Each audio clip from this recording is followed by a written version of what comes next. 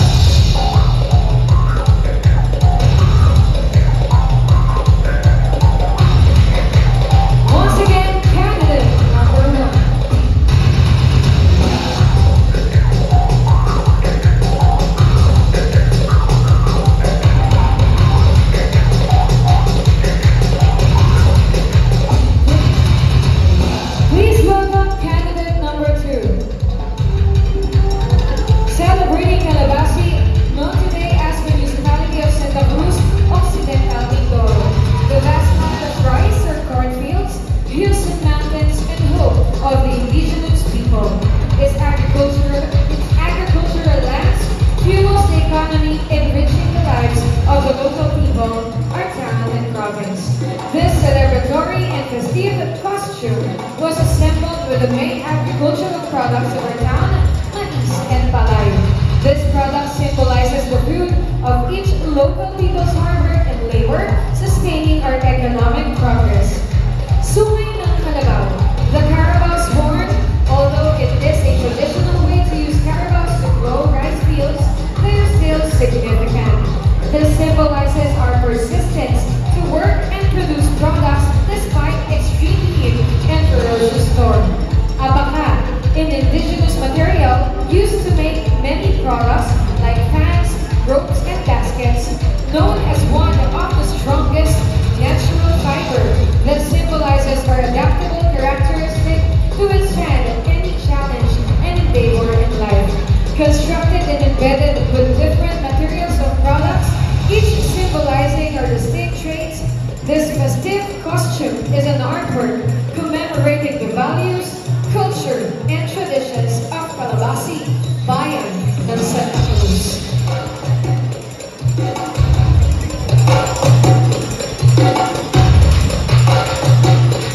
Once again, ladies and gentlemen, our candidate number 2 from Barangay Kasagi, Princess Dayan Dayan.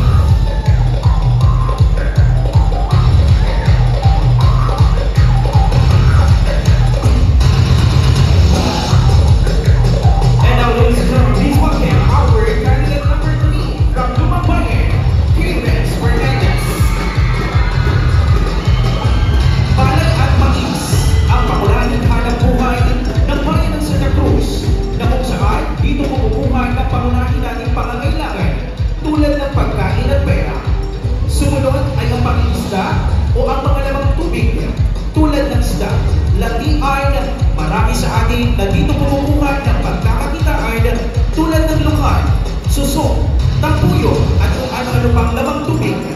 Ang pangatlo ang produkto ng iba't ibang barangay, kagaya ng mga gulay at mga pampalasang sangkap sa mga lutuin tulad ng bawang at sibuyas.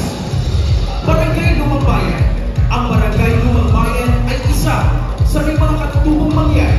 Ito ay matatagpuan sa Sitio Dagdag na kung saan sila ay gumagawa ng mga native na produkto tulad ng panig, sombrero, walis, tako at linong plato. Ang kasuotan ni kandidata bilang tatlo ay Filipiniana costume at sumasalubog dito ay ang mga produkto ng bayan ng Santa Cruz. Sulong Santa Cruz.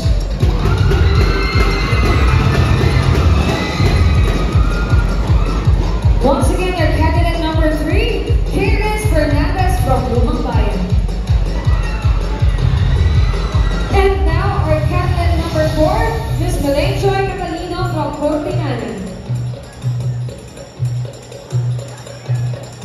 Ang kasuotan ni kandidata bilang apat ay hango sa isang napakahalagang kayamanan ng ating bansang sinilangan at ang bayan na may magsakit at pagkakaisa ang bayan ng Santa Cruz. Ang hiyas na silangan or Pearl of the Orient, our country called Pearl of the Orient because of its famous natural beauty and for having its rich biodiversity as its main tourism attraction. Pearl of the Orient Sea or its Spanish name, Perla del Mar de Oriente, na sumisimbolo sa katabanan at katapangan ng bayan ng bawat Pilipino na pinipilay ng panahon sa Mexico. Pearl of the Orient symbolizes the beauty and skill of the Philippines, whose national gem is the South Sea Pearl. It also shows the importance of caring for the environment. The pearl is a symbol of the health of the planet. Ang kasuwakang pangulo at buming kayari sa Cavite that symbolizes resilient and determined mindset. It also represents protection against evil spirits. Similarly, others believe that shells are a bridge between the physical and the supernatural realm. Ang harap ng bilog naman ay may disenyo na mais at kalay that symbolizes fertility, abundance, and sustenance. It represents the bountiful harvest, the connection to the land, and the cycle of life. It also symbolizes the resilience and perseverance of a community or individual. Sa likod ng bilog, ang mga larawang ipininta na nagpapakita ng kagandahan ng ating bayan, mga namumuno dito, at sa gisa ng pananampalataya ng mga taga-Santa Cruz. Santa Cruz is politically divided to 11 barangays at ang nag-iisang barangay na sagana sa Nanimbang Yaman na kanilang may pagmamalaki tulad na lamang ng Lanas Day at natatanging kaugalian ng mga pamayan dito at ito ang Barangay Cortinganan. Ito ay pinagsama-sama na malikhaing kamay upang maging sagisag ng isang munisipalidad na may pagkakaisa, pagmamahalan, mga tao, mga bansa at mga Diyos. Tunay lang sa haba ng panahon at tayo ay malingkis ng kasaysayan, sabay-sabay aangat sa hamon ng mga bagong panahon. You can never go wrong of having a strong belief for the sacred cross. Once again, Malenjoy Catalino, Barangay Cortinganan.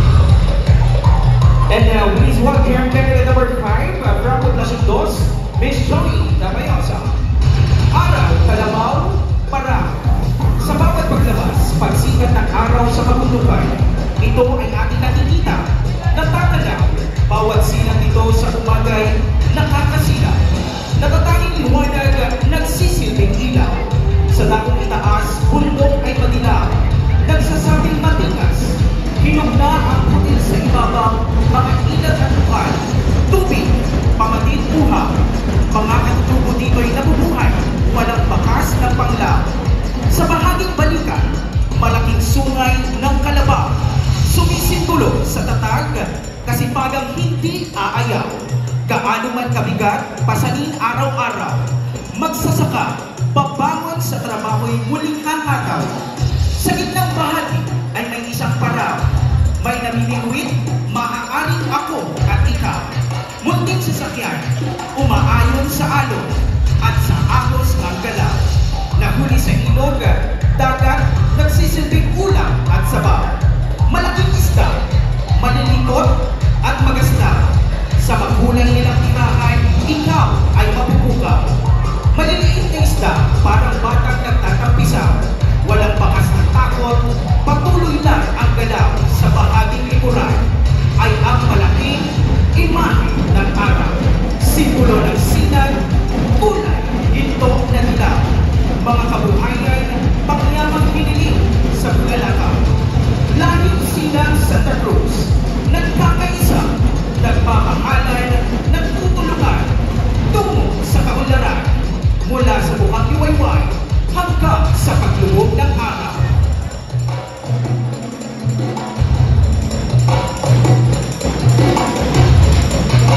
Once again, candidate number 5, June Tita Mayosa from Poblacion 2.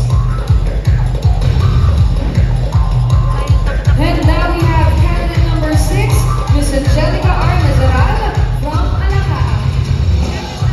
Ang kasuotan ng binibini ay likhang kamay ni Ginoong Butch Noriega Bib na tinurang ang Marayaw ni Kulaki at Kubaye. Ang Marayaw ay isang uri ng himnong inaawit ng mga katutubong mangyan na nagsasalaysay sa pag-iibigan ng dalawang membro ng tribo. Ito ay karaniwang hinihimno sa tunog ng lawiswis ng kawayan. Si Kubaye ay kumakatawan sa mga kababaihang mangyan na umaawit ng himno habang inaalala ang kanilang kulaki o lalaking mangyan na nakikiligmang. Ang pagbubukas ng kawayan ay sumisimbolo sa mga biyayang inihandog ng may kapal sa bayan ng Santa Cruz.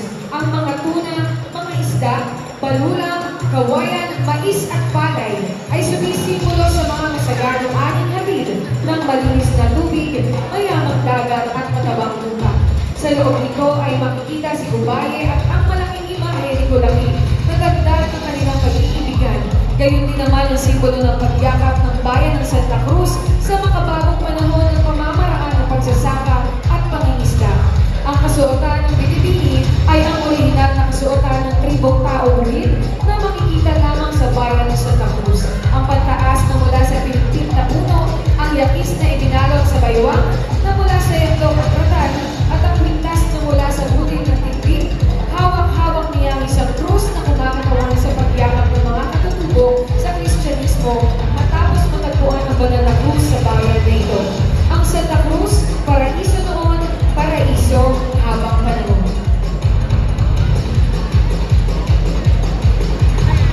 Once again, candidate number 6 from Alacaa, Angelica Nazaral. And now please welcome our candidate number 7 from Poblacion 1, Sofia Denise Poblete.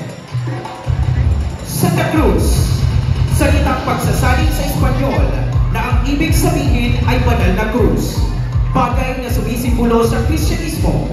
Ang kasuotan ng ating kandidata ay isang lambong pagpagdiriwang na habi mula sa telang sumasaloy sa bawat kilos niya. Ito ay may surat mangyan, palay at mais. Iilan lamang sa mga kasangkapang sumasalamin sa ating mga katutubong pinagmulan na siya rin yaman ng bayan ng Santa Cruz. Ang habi ng mga telang ginamit rito ay sumisimbolo ng pagsasanib ng makabagong at luma na kultura. Maganda, makasaysayan at makasinisan. Ang cross ay simbolo ng ating bayan nagsilbing pueblo noong kapanahunan ng mga Kastila. Sa likod ng kasuotan ay ang simbolo ng ating 75 anibersaryo, ang anibersaryo ng pagkakatatag bilang isang nagsasariling bayan mula sa pagiging isang baryo ng bayan ng Mamura. Noong ika-1 ng Abril taong 1949 na nilandaan ang Pangulong Elpidio Quirino sa atas tagapagpaganap bilang 210. Kita sa lente na tunay na napakayaman ng bayan natin sa tao, produkto at mga simbolismo. Ang refleksyon ni Binibini bilang 7 ay sumasalamin sa mga bagong Pilipinas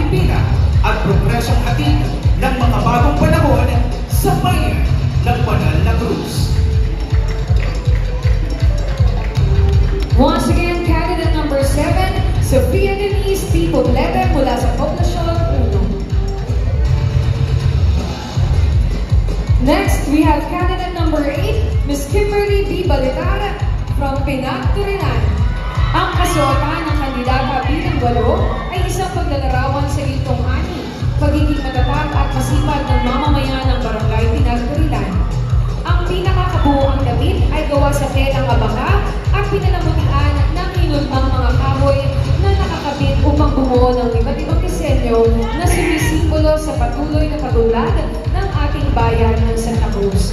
Ang mga gitong butil naman ay kumakatawan sa nagliliklik na pag-asa tungo sa isang mas magandang bukas para sa lahat ng mamamayan ng bayan ng Santa Cruz. Ang bawat butil at makinang ng mga bato ay gawa sa kamay.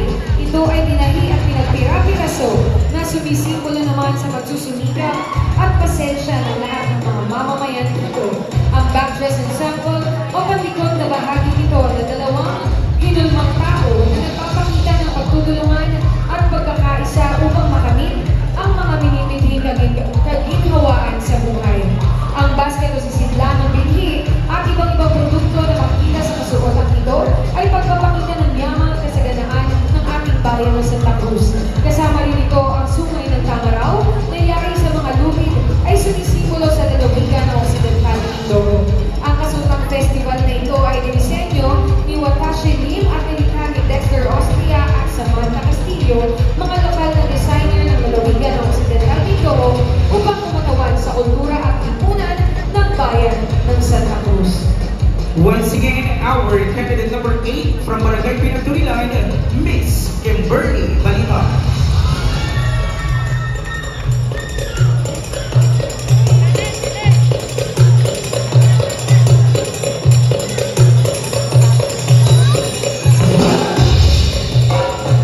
And please welcome our candidate number 9 from Barangay Daya, Miss Lynette Dabrosa.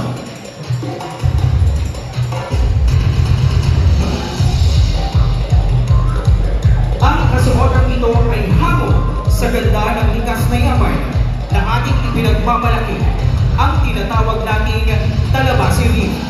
Sa malikhaing kaisipan ay ginamitan ito ng katya, pinatuyong ugat, perlas at shell, upang sa gayon ay maging elegante at formal ang kasuotang ito. Ang kabuuan ay may disenyo na tinatawag na silong ng karagatan na sumisimbolo sa isa sa ipinagmamalaki ng bayan ng Santa Cruz.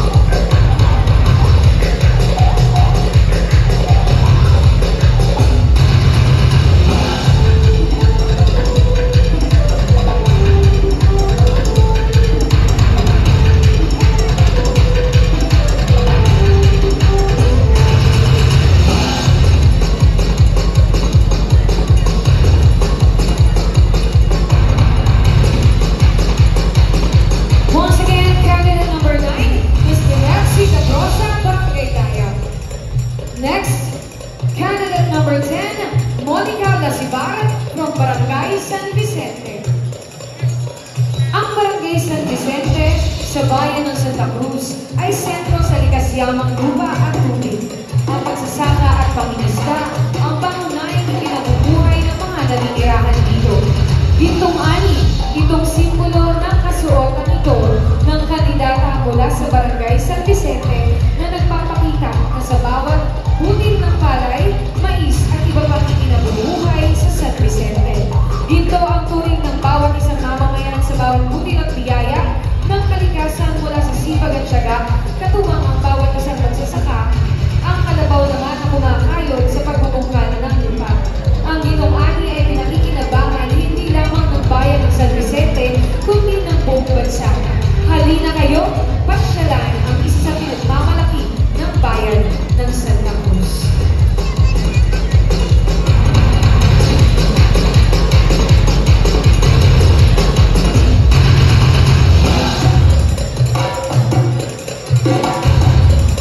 Once again, ladies and gentlemen, our candidate number 10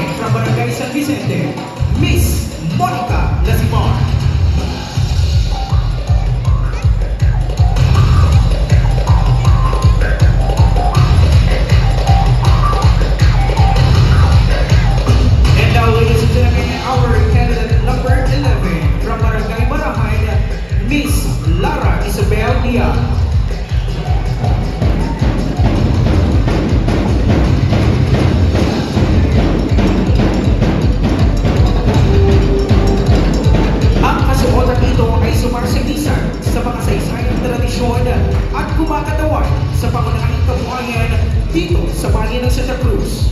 Ang native basket na hawak ng kandidata ay sumasagisag sa mga masisipag nating vendors. Ito ang kadalasang pinaglalagyan ng kanilang inilalakong paninda. Ang palay at bilao na winawagayway at hawak ng kandidata ay sumasagisag naman sa masaganang ani ng palay na pangunahing pinagkukunan ng pangkabuhayan at kakanin sa pang-araw-araw. At ang kabuoang kasuotan ng kandidata bilang 11 ay kumakatawan sa ating mga kapatid na mangyan na tila ba kahit anong bigat ng kanilang pasanin ay kailangan nila magpatuloy upang mabuhay. Ito ay matyagang na idetalye yari sa hinimay-himay na butit ng mais upang ma-emphasize at mas maipakita sa kasuotan ang yaman ng bayan ng Santa Cruz pagdating sa agrikultura. At ang backdrop na suot ng kandidata ay may iba't ibang native basket. At nakapaloob dito ang pangunahing produkto na matatagpuan sa iba't ibang barangay at kabungiran sa bayan ng Santa Cruz. Kung mapapansin ninyo ang mga prutas at gulay na nakasilid sa basket at meron din bunga ng mais, sibuyas, kamote, itlog, ilan lang yan sa mga produkto ng ating masisipag na farmers. Meron din kayong mapapansin na masasarap na tinapay na nakapaloob sa basket dahil isa yan sa ipinagmamalaki sa aming lugar. Hindi mawawala ang malulusog na alimango at sugpo na dinarayo ng mga bakasyonista sa aming bayan. At sa bandang likuran ay may kalabaw na kumakatawan sa bayan ng Santa Cruz at sumasagisag sa kasipagan na kailangang magpatuloy kumayon upang mabuhay. Once again, ladies and gentlemen, our candidate number 1 from Barangay Barahay, Miss Lara Isabel Lian.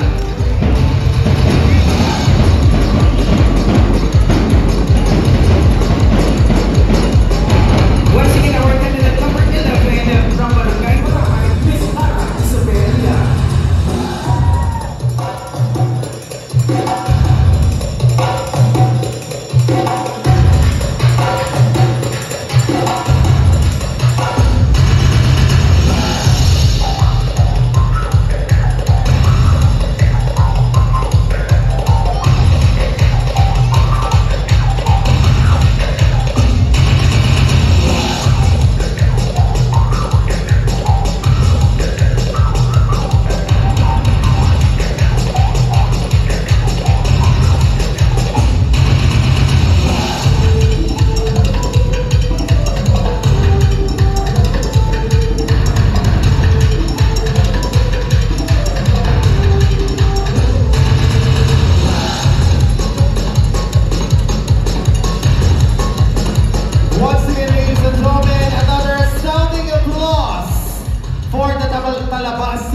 Festival attires of our 11 lovely candidates.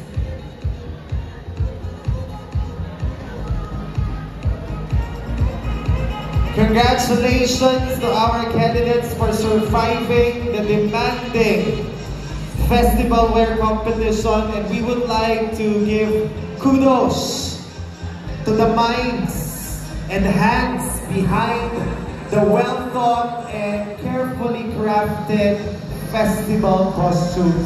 Mga kababayan, mga Mindoreños, bigyan po natin sila ng masigabong palakpakan. They truly represent the best of Mindoro Island. Maraming salamat, girls.